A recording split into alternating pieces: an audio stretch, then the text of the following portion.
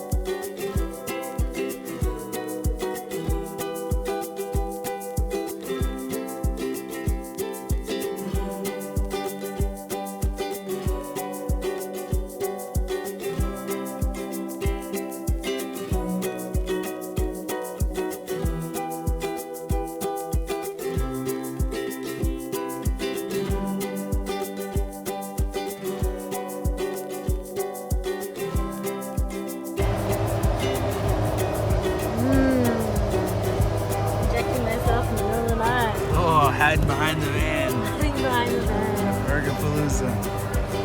The things you do.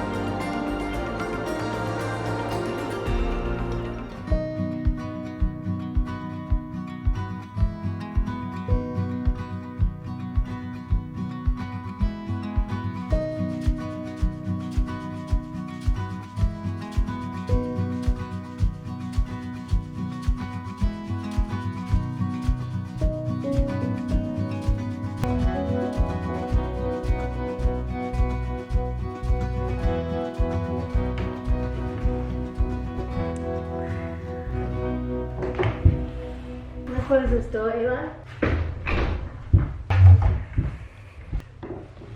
As you can see, I mean, we did get pregnant on the first round, which was quite confronting for me because I'm such an open person and because I had opened up a dialogue with the world about my IVF and with whoever else was doing IVF at the time. I felt really guilty that it worked the first time, to be honest. Obviously, I know I have nothing to be guilty for, but, you know, I know that there's so many people struggling and, yeah, it felt a bit unfair. But we all have our own journeys. So the IVF journey, it was a really long one for us, except the IVF was actually a very short part of it. We started trying to get pregnant when we were 27. We decided we wanted to be young parents. Eli was always had kind of always had that in mind. I wasn't necessarily someone who... I always knew I'd be a mum, but I never grew up dreaming of being a mum. And I don't think at 27 that it was... definitely wasn't at the forefront of my mind. But I love my husband and I trusted him that it was a good decision and that being a young parent would be great fun. So we boldly stopped taking the pill one day, or I boldly stopped taking the pill one day, assumed that I'd be pregnant the next day. Well, I think what's weird is that no one talks about like the potential difficulty of fertility. We spend our entire youth desperately hoping that we're not pregnant, grabbing for the morning after pill and chomping down the monthly pill, which is fantastic, and we are so lucky to be able to have access to that contraception and education. It's awesome. But it was very interesting. As I started on my fertility journey, it just never occurred to me that I might be like anything but fertile. So anyway, here we were walking down the street going, prob's pretty much pregnant, just had sex, like definitely pregnant today, and like nothing, and then nothing, and then nothing for months. You know, we tried all the different kinds of things, temperatures and timing and all of that kind of stuff, and there was just nothing. So that was kind of weird and confronting. And after a year of trying naturally, we went to the Royal Randwick Fertility Clinic, which is a public service, and they can do all the tests. They'll run the tests. They have a professor who will oversee your journey. But I found that quite confronting. I found the meetings always very upsetting. I'd come away feeling really rattled. Like they'd say things like, well, what do you want to do next? And I go, well, I don't have a clue. I don't know what's the next step. Like, just tell me what the next step is, you know. It's something that I very briefly touch on in my Instagram stories about the IVF. What I realized was that actually no one is in control and overseeing really like your whole journey. So I can give anybody a piece of advice. It's if you're on this journey and you're feeling frustrated, take the power back into your own hands. Make sure you're across everything, write everything down. Maybe you are someone who does that. I wasn't. I still probably didn't really do it during the journey, but it was something I realized was that it was actually up to me and Eli to know when to call it and when to go on to the next kind of treatment. And yeah, that did not make me very comfortable. I wanted a doctor to tell me what was going on. Yeah, that was long. Once we got into the Randwick system, that was a long journey. And again, that may have been, there was like long periods in there where we just decided, or maybe I decided I needed a break. I couldn't take the drugs every month. You go pretty crazy, I gotta say. So yeah, there are definitely times when I just like went, nope, I'm taking a break for a few months, and then we'd call them again when I was up for it. So we did the Clomid pill, which stimulates your cycle. The first time I took that, I ended up in hospital puking my guts up for a whole night. No idea why. So I did a few rounds of that, and then you're just constantly doing internal exams where they're like checking how many egg follicles you've got, or if you've ovulated, they'll do a blood test, and just like test after test after test, and you become very close with all of the fertility clinic nurses who are just doing all your bloods and your internal ultrasounds and stuff like that. So yeah, that was exhausting. And at the same time, we were trying to build careers and businesses, and I couldn't put my hand on my heart and say I did that 100% focused and knew exactly what was going on all the time, because it was exhausting, and I was young, and I'm like trying to keep having a life, and there were times when I was like, I'm done with this, I'm just gonna drink for the month. Like, it gets very, very emotionally exhausting, the limits that you put on yourself because you've heard that not doing this or eating that or blah blah blah will help your chances of falling pregnant, and just layer upon layer of kind of old wives' tales about how to get pregnant and what to do and what not to do. They really wore me down after a while. I really started to feel inadequate, like a failure. And not because I couldn't get pregnant, which is what I've heard kind of in the media, like in films and stuff, of people saying I felt inadequate because I couldn't get pregnant. It's not that. I started to feel inadequate because I was not following all the old wives' tales properly. And maybe if I'd done that one differently, it would have gone better. And so I really started to play a blame game on myself about what I was doing or not doing. So yeah, I definitely have periods where I just binge drink and things like that, because I was like, well, it, it's not working anyway, so I'm just gonna do that. So yeah, we did Clomid, we did countless health check exams. I had polyps removed, I had an endoscopy, that was called, can't remember. Anyway, I've got 2 little holes on each side, 2 little scars, and one just above my pubic bone, where they went in with microscopic cameras and cut out some endometriosis. Or they never had it tested for endometriosis because it was so small, they just burnt it off when they were in there. So all of these kind of things where you go, okay, so do I have endometriosis? I don't know, you haven't really been clear with me. And I had something called a hycosis at one point, which was where they flush your tubes through with a kind of radioactive, glowing fluid that they can see on a monitor, and they can see if your tubes are clear or have any blockages. There was no problems. We had no problems. We were part of this very small percentage of couples that just have unexplained infertility, which was incredibly frustrating, because it meant that not only were we not getting pregnant, there was just 0 answers and 0 solutions. So that was all quite full on. And we were really holding on because our beautiful professor at Randwick was campaigning very hard for a public IVF clinic in his fertility clinic. And we really wanted to go through the process with him. A big thing for me was that I did not want to do IVF. But before I get into IVF, I'm just going to jump back a bit, because IVF is the go-to word if you kind of are talking about fertility. But for us, it was just an end part of the game. We had this huge beginning part, which for older couples, they will tend to just go straight to IVF because there's less time and you just want to get those eggs, whereas we had a longer fertility journey. But for what it's worth, I just want to give my words of advice about staying sane during this process, because I see the stress that it puts women and men under to do the IVF and other fertility treatments. And the key in my mind is to maintaining a strong relationship, maintaining communication, maintaining fun, maintaining a sex life. You've got to keep your life going. Everybody's got their own way of thinking about things. Don't let me tell you you've got to do anything. In my mind, what we did was we kept an idea on the future and on the present, and we were very present with ourselves every day. But we were also, I was very at peace with, okay, if we don't get pregnant, we're going to adopt, or we're going to not have kids and we're going to travel the world. Start to imagine different formations of life, but not in a negative way. That wasn't what I was doing. I was just giving myself room to be able to imagine a future without my own kid, and preparing for a long road of adoption or anything like that. Obviously, everybody's choice is different and how you want to see that is different, but I found that positive thinking really helped me. And rewards. But, mine were pretty small and modest. Like, it would be, I would get to go to Bikram for a week when I get my period, because it's hot and you're not meant to be in hot areas when you're trying to get pregnant, or if you are pregnant, because it's dangerous. So if I had my period, I knew I could go to Bikram.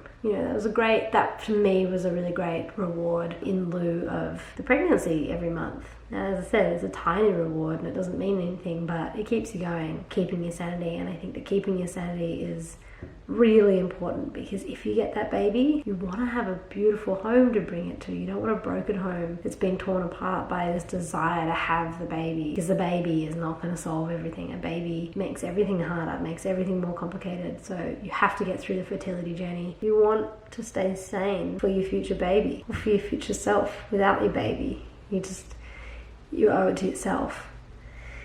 We were growing our own small business at the time, and we didn't is that why? No, I just couldn't personally imagine paying the thousands upon thousands of dollars for IVF. Everybody is different, but for me, I knew that stress of paying that much money for every round, to me, if there was any validity in the old wives' tale that you have to stay unstressed,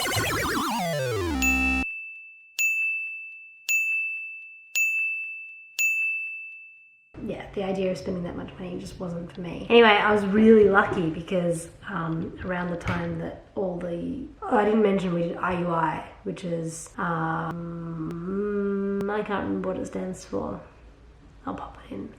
IUI, it's a step before IVF, and basically you do the same injections as IVF. You're stimulating the hormones the same way, but you're aiming to only grow 1 to 2 eggs, and if you add to a good size, and then they take your partner's jizz and they clean off all the dead ones. I think they put it in like a spinatron, and all the dead ones come out and the live ones are still in there. Yeah, I'm sure that's exactly how it happens.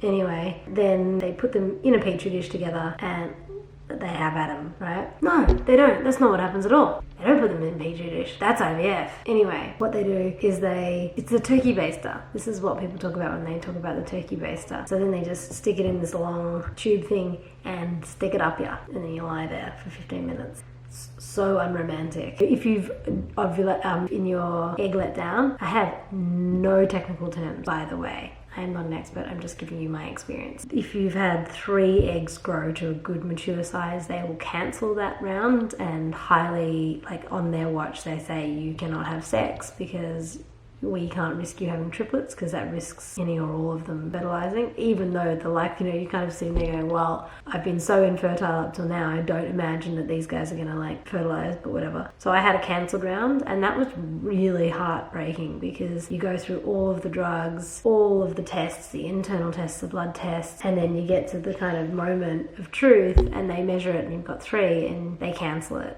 Getting through those moments was hard, and if you're going through it now, tell me about it. Tell me about your experience and how hard it is, because I found it, exhausting, demoralizing. It's hard to tell your friends anything, hey, how's it going? Yeah, good. It didn't work again. You grit your teeth, kind of. Anyway, so that was awful.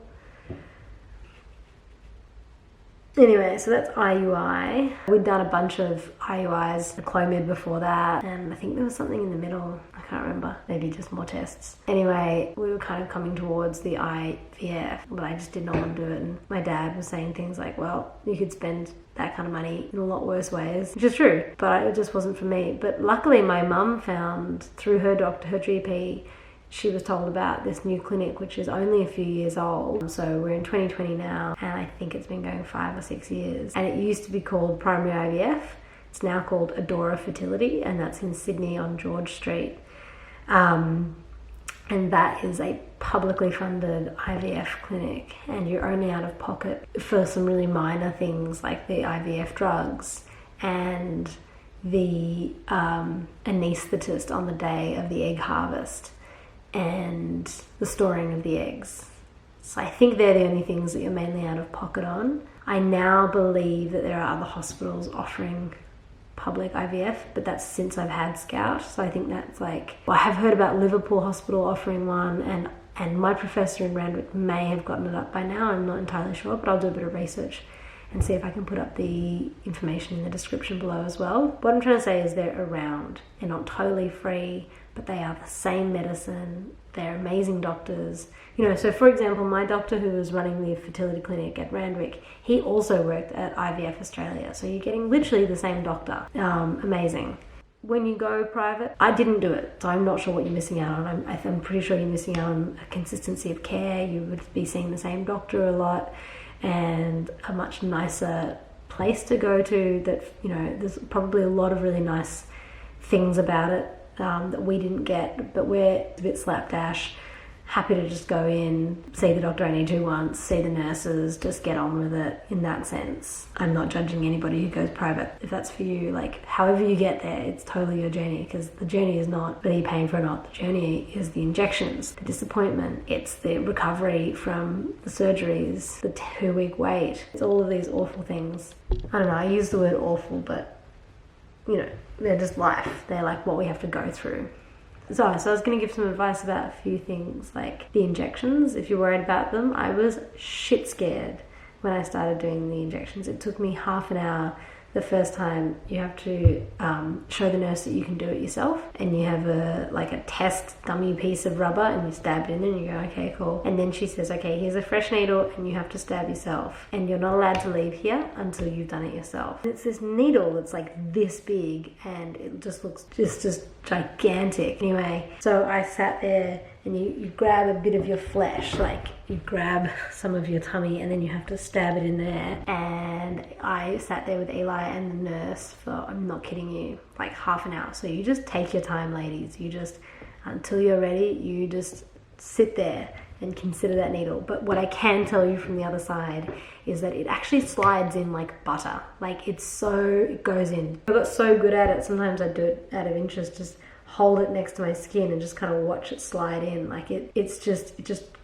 that needle is so sharp and you barely feel it. Now there is this another needle that gets really thick. I can't remember why. You take that second one for a while, all different kinds of hormones. That one, like you have to jab in there, so maybe get your partners to help you with that one. The needle, it's scary as but you can do it. It's so empowering once you master that. I got really tired. Just be aware of that. Like I wanted to just lie down all the time. So if you feel like that, don't worry. Just lie down under your desk if you can. What else did I want to tell you about? Oh, I also want to tell you about acupuncture. Now, I don't know about, you know, all witchy poo stuff, but I definitely always complement my Western medicine with my Eastern medicine, and a girlfriend of mine had highly recommended that I go to this acupuncture clinic on the day of the transfer. So I did the acupuncture on the morning of the transfer, I did the transfer, and then I went straight back to the clinic and I booked in. I'll put the link to the one that I went to also, just because they were really great. They work a lot with the private IVF clinics. So they're very used to women calling and going, I'm on my cycle now, I need to be in today twice. And they just fit you in. There's no questions asked, and they were awesome. I have no idea if that helped, but it's worth trying, right? And I lay down that day. You know, sometimes after the IUIs and all of the other fertility stuff, I would get so exhausted from having like tried to lie down and do all these things. I'd be like, oh, I'm just gonna like stand up and keep exercising, and I've just got to keep being me. I can't stop being me. When I did the IVF, I just took it easy. I just lay down, and I think the drugs were so much higher than all of the other drugs that I'd ever done in the past that I just needed to lie down anyway. But yeah, just lay down that day after I did the transfer. Also in the IVF stories, in the Instagram stories, I don't mention like one gross, I just say there's something that gross that happens. Look, I was in the middle of it and I just was not up for sharing that, but what you do is you put a pessary up inside you with like gooey liquid for I think like 10 days, and I swear that was the worst part of the whole IVF thing for me, was just doing the pessary every day or twice a day, I think it was. Anyway, look, you can get through it all, but I found that really intense and confronting. Oh yeah, it was a laparoscopy.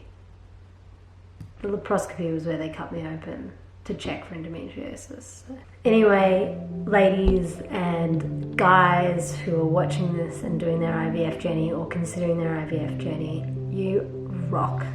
You guys are amazing. This is tough stuff, and just getting through the days, you're killing it. So I'm here, I'm rooting for you. Reach out, tell me about your journey, and if you've got any questions, I'm so happy to answer them. So anyway, this is my channel, All Ruby, where you hear all about me.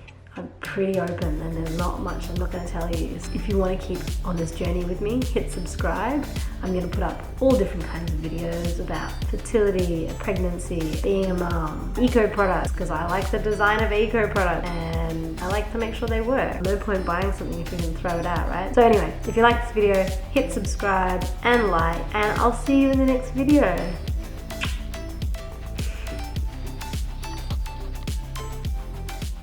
So, yeah, I had decided to share my IVF journey on Instagram by the time I got to IVF. I felt a little silly that I hadn't started sharing it earlier, but I suppose that's the thing, you're just up to where you're up to. And before that, I felt like I was protecting myself, protecting my career. But yeah, I'd gotten to this point where I'd done some stuff in my career. We had our business, so I didn't feel embarrassed to go, I'm trying to get pregnant. And it's okay. I'm allowed to say that publicly. If you have a job, most of the time it's not okay. And people feel like when they do have to keep it quiet, because if you don't get pregnant, or if you do, your business is going to freak out. And as a business owner, I kind of do understand where a lot of those pressures come from. So, it's a complicated discussion. I don't think there's any easy answer about motherhood and the workforce and trying to keep things private versus being public. So just because I was public, I don't at all think it's right for everybody to be. So what I was really trying to do with my IVF journey on Instagram stories was just say, hey, we're here, we're doing this, and I know there are other people out there, and I got lots of women messaging me every day, which I just loved. I loved that I could be there with them, alongside them, sharing these journeys and just adding to the conversation really about being a young woman, going through IVF. I think that's another thing, is people kind of look at you and there is a bit of a stigma around IVF, like age and what does that mean if you're infertile kind of thing. Not that anybody ever said that to us, but there is always a bit of a look, like when you say, oh no, Scout's IVF, people are like, oh, okay. Like as if because I'm young, I should be totally fertile. So yeah, the whole thing was a really interesting journey, and being quite an open person, I just thought this was right. It was right to share it. So what I've got next for you is all the slides of my IVF journey that I shared through Instagram stories. It's really interesting watching it through as I'm editing it, and it goes through quite fast, but it was a very long time when it was happening. Just very dense with emotion, dense with drama again, I think I ended up in hospital like puking and shaking, and that was awful.